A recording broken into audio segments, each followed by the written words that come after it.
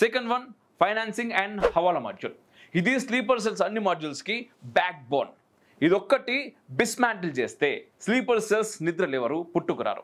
ఈ sleeper cells మాడ్యూల్లో ఉన్నవారు టెర్రర్ ఆర్గనైజేషన్స్కి ఇంకా అన్ని స్లీపర్ సెల్స్ మాడ్యూల్స్కి పైసా సరఫరా చేయాల్సిన వాళ్ళది వీళ్ళే అన్నట్టు. కమాండ్ వచ్చిన తర్వాత మనీని సేకరించి ఒక ప్రాంతం నుండి ఇంకో ప్రాంతానికి గుట్టు చప్పుడు కాకుండా ఎక్స్పోర్ట్ చేసి మనీని నిల్వ ఉంచడం, తర్వాత కమాండ్ రాగానే డిస్ట్రిబ్యూట్ చేయడం. వీళ్ళు ఒక్కొక్క రూపాయి బ్యాంకు నుండి మాత్రం అస్సలు ట్రాన్స్ఫర్ చేయరు, not even a single paise. వీళ్ళు చేసేది మొత్తం కూడా హవాలా, బ్లాక్ మనీ.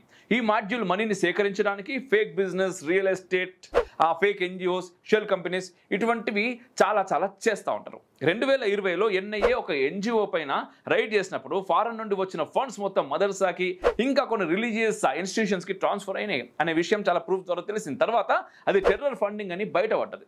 సో ఇక్కడ యూపీ యాంటీ టెర్రర్ స్క్వాడ్ రీసెంట్గా ఇచ్చిన అప్డేట్ ప్రకారం ఈ టెర్రర్ ఫైనాన్స్ని టార్గెట్ చేసి ఇలాంటి 11 ఫైనాన్స్ మాడ్యూల్స్ని నిలిపివేశారు.